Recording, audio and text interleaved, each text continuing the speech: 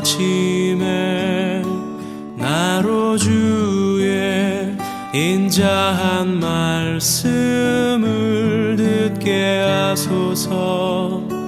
내가 로마서 1장 16절에서 17절 말씀입니다. 네, 두 구절인데요. 다 같이 한 목소리로 봉독하시겠습니다. 내가 복음을 부끄러워하지 아니하노니 이 복음은 모든 믿는 자에게 구원을 주시는 하나님의 능력이 됨이라. 먼저는 유대인에게요 그리고 헬라인에게로다. 복음에는 하나님의 의가 나타나서 믿음으로 믿음에 이르게 하나니 기록된 바 오직 의인은 믿음으로 말미암아 살리라 함과 같으니라. 아멘. 오늘 본문은 저희가 익히 들었고 잘 알고 있는 그런 본문이라고 생각이 됩니다. 바울은 신약 성경에서 참 많은 위대한 고백들을 낳았어요. 대표적으로 한 두 가지를 보면 빌립보서 4장 13절 같은 말씀, 내게 능력 주신 자 안에서 내가 모든 것을 할 수 있느니라. 그리고 사도행전 20장 24절, 내가 달려갈 길과 주 예수께 받은 사명, 곧 하나님의 은혜의 복음을 증언하는 일을 마치려면은 나의 생명조차 조금 더 귀한 것으로 여기지 아니하노라. 로마서 14장 8절도 있습니다. 우리가 살아도 주를 위해 살고 죽어도 주를 위해 죽나니 그러므로 사나 죽으나 우리가 주의 것이로다. 참 이 명대사라고 할 만큼 너무 멋진 고백들을 낳았던 사람이 사도 바울입니다. 저희가 이 말씀들로 참 많은 힘을 얻지 않습니까? 그런데 그 중에서도 그 많은 명고백을 하나로 아우를 수 있는 기반이 되는 참 본문 말씀은 어디 있을까라고 한다면 단연코 오늘 말씀이 기반이 될 것입니다. 구약을 인용한 너무나도 멋진 고백이죠. 오직 의인은 믿음으로 말미암아 살리라. 그렇다면 바울은 이 의인이 살아갈 이 믿음 어떤 믿음을 말씀하고 있을 것인가? 한 두 가지로 보도록 하겠습니다. 첫째, 부끄럽지 않은 믿음입니다. 16절을 다 같이 읽겠습니다. 시작. 내가 복음을 부끄러워하지 아니하노니 이 복음은 모든 믿는 자에게 구원을 주시는 하나님의 능력이 됨이라. 먼저는 유대인에게요 그리고 헬라인에게로다. 아멘. 자, 믿음. 여러분, 믿음이라는 것은 항상 어떠한 대상이 필요합니다. 사람의 삶을 보면 다양한 방법으로 다양한 믿음의 대상을 가지고 사는 사람들이 있죠. 물질을 믿고 사는 사람들도 있고요. 요즘에는 그 물질 만능주의가 최근에는 가면 갈수록 능력 만능주의가 되고 있습니다. 학벌이 어떤가, 가정은 부모님들의 그것들은 어떻게 되는가, 그런 것들이죠. 참 다양한 것들을 믿음의 대상으로 삼고 사는데 오늘 말씀 16절에서는 믿음의 대상을 한 단어로 표현해요. 복음이라고 하고요. 풀어서 설명을 하면 모든 믿는 자에게 구원을 주시는 하나님의 능력이라고 말씀합니다. 결국 사도 바울이 고백하는 이 믿음이란 구원하시는 하나님의 능력을 향하고 있는 것이죠. 그리고 이 믿음을 부끄러워하지 않는다라고 고백을 하고 있습니다. 며칠 전에 뉴스를 통해서 보셨겠지만 일본의 규슈라는 지역에 엄청난 폭우가 강타를 했습니다. 시간당 100mm가 내렸고 하루 최고 493mm의 비가 내렸어요. 처음 전 본 것 같아요. 500mm 가까이 되는 비가 하루 만에 내린 것은. 어떻게 되었을까요? 자, 뉴스 영상을 보다가 정말 충격을 받았습니다. 이 약 500mm의 빗줄기. 저 원래 물을 좀 무서워하거든요. 근데 그 공포가 너무나도 전달이 되더라고요. 온 동네가 물로 뒤덮였습니다. 멀쩡하게 있던 산이 형체를 잃고 산사태가 마을을 쓸어버려요. 차들은 둥둥 떠 있고요. 건물은 다 침수돼 있고요. 온전한 건물이 없어요. 근데 그 중에 보니까 건물 옥상에서 막 뭔가 조그마한 움직임들이 보이는데요. 손을 뻗고 살려달라고 하는 사람들이 있었습니다. 그리고 소방대원들은 정말 최선의 노력을 다해서 그 사람들을 구조하고 병원으로 이송하고 안전한 곳으로 구조해 줬습니다. 이 폭우의 위험과 위협으로 구조가 필요한 상태에서 구원받은 것이죠. 구원에는 두 가지의 국어사전을 보니까 두 가지 뜻이 있습니다. 첫 번째는 위험과 위협으로부터 구조되는 일, 구원받는 일. 그리고 두 번째는 인류가 가지고 있는 죄와 악함에서 구원받는 일. 근데 여기서는 첫 번째 뜻에 해당되겠죠. 여러분, 사도 바울이 오늘 말씀을 두고 처음 이렇게 고백을 했습니다. 복음을 부끄러워하지 않는다. 왜 그렇게 고백했을까요? 사실 바울은 자신이 전했던 이 복음 때문에 정말 많은 어려움을 겪었던 사람입니다. 유대인들은 이 복음에 대해서 율법을 폐기시키고 사람들에게 방종을 조장하는 반유대적인 것으로 규정을 했어요. 그리고 이방인들은 형상이 없는 신을 숭배한다면서 형상이 없는 신을 사람들에게 막 전한다면서 여러 가지로 바울을 공격했습니다. 근데 이러한 공격들에도 불구하고 바울은 자신이 선포한 이 복음에 완전한 확신을 가지고 있고 전혀 부끄러워하지 않아요. 바울이 왜 그럴까요? 이전에 자신의 모습이 있었기 때문입니다.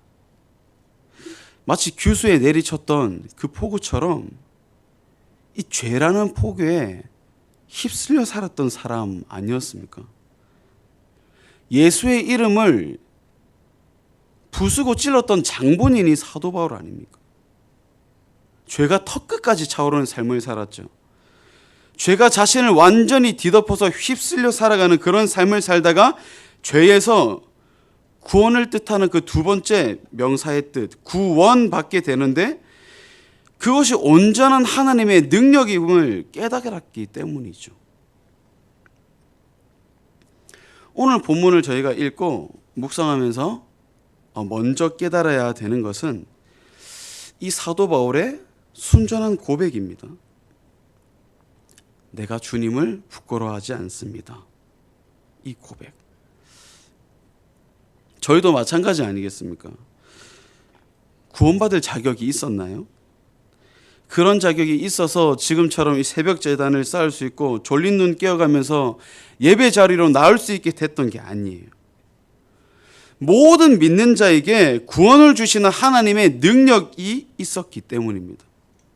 나에게 아무런 자격이 없고 나에게 그 어떠한 능력이 없었어도 이 복음을 듣고 고백할 때 하나님의 의가 나타나서 믿음으로 믿음에 이르게 하시는 그 하나님의 능력. 이 능력으로 말미암을 때 이제는 부끄럽던 나의 모습들이 모두 씻기고 성령을 통해서 하나님의 선하신 능력만이 내 안에 거하게 되는 것이죠. 이 믿음으로 말미암을 때 오히려 이전의 자랑이었던 것이 이제는 부끄럽게 여겨지고 예수로 말미암은 이 복음이 자랑스러워지는, 부끄럽지 않게 하시는 그 믿음의 능력으로 충만해지시는 여러분 되시기를 축복합니다. 둘째, 하나님의 의로 말미암은 믿음입니다. 17절을 다 같이 읽겠습니다. 시작. 복음에는 하나님의 의가 나타나서 믿음으로 믿음에 이르게 하나니 기록된 바 오직 의는 믿음으로 말미암아 살리라 함과 같으니라. 아멘. 오직 믿음으로 살게 하는 이 믿음의 핵심적인 요소는 바로 하나님의 의로 말미암았다는 거예요. 하나님의 의. 바울의 이 표현에는 몇 가지 볼만한 점이 있습니다. 먼저 하나님의 속성에 대한 부분입니다. 여러분, 의는 하나님의 정의로우심, 공정하심이 담겨 있어요. 그 하나님의 속성이 담겨 있는데요. 특히 구약에서 강조하던 그 언약, 하나님께서 이스라엘과 맺었던 그 언약의 신실성이, 이 하나님의 속성이 이 표현에 가득하게 담겨 있더라는 거예요. 언약의 신실성, 하나님의 공정하심. 그리고 두 번째는 하나님의 의는 하나님이 주신 신분을 가리킵니다. 이게 무슨 말인가 하면 하나님은 의로우십니다. 그렇죠? 네, 하나님은 의로우십니다. 그런데 하나님 스스로 의로우시게 하시는 그 의, 그 자체에서 머무르고 끝나면 저희와는 상관이 없는 내용이 되는 것이죠. 왜냐하면 우리는 스스로 의롭게 할 수 있는 능력이 아무도 없기 때문입니다. 의롭게 할 수가 없으니까요. 그러나 예수 그리스도께서 십자가에 못 박혀 돌아가심으로 그로 인해 우리가 의롭다 여김을 받게 된 그 신분의 의를 말하는 것이죠.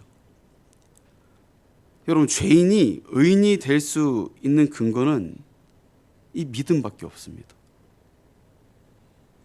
그 근거가 바로 이 신분의 의로 인해서 말미암은 것입니다.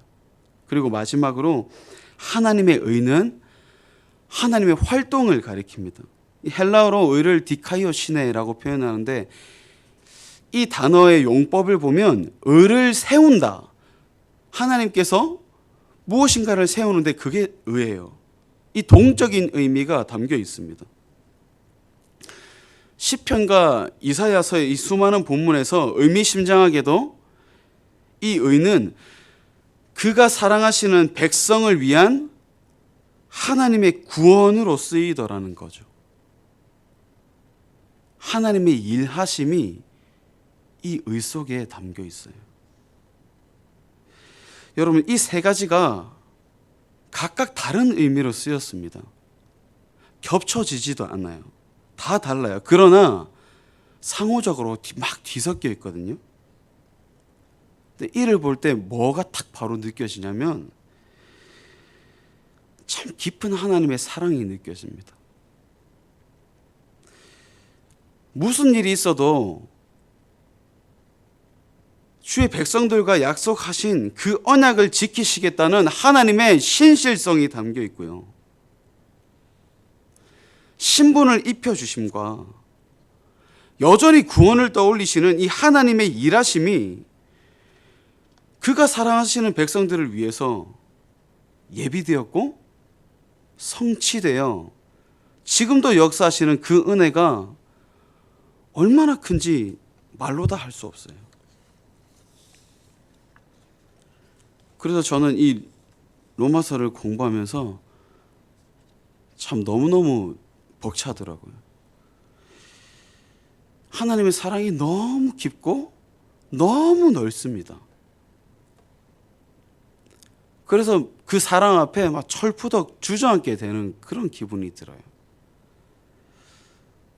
사랑하는 성도 여러분, 이 복음 속에 그 거대하신 하나님의 의가 나타났습니다. 그래서 그 하나님의 의로 말미암아 믿음으로 믿음에 이르게 합니다. 기록된 바 오직 의인은 믿음으로 말미암아 살리라 하신 말씀과 같이 저희가 복음을 부끄러워하지 않게 하고 하나님의 의로 말미암아서 벅찬 믿음에 이르게 하시는 그 믿음으로 살아가시는 모든 성도 여러분 되시기를 축복합니다. 다시 기도하겠습니다. 믿음으로 살리라. 하나님께서 저희를 너무 사랑해 주십니다. 부끄러울 것 없는 복음 가지고 살게 하시고 언약을 기억하시고 죄인들을 당신 앞에서 의롭게 만드시는 이 하나님이 주시는 의의 선물을 통해서 오늘 하루도 예수 그리스도 그 십자가로 의롭게 되는 그 십자가로 말미암아 살게 하시라고 기도하시고 또 오직 믿음으로 말미암아 살리라고 고백하는 우리 가정과 우리 교회 그리고 우리 다음 세대가 되게 해주시라고 간절하게 이 기도 제목 가지고 기도하시다가 그리고 개인 기도하시다가 가정으로 돌아가겠습니다. 기도하겠습니다. 의뢰합니다. 나의 다닐 길을 인도하소서. 내가 내 영혼을 주께 내 영혼을 주께 드립니다. 내가 내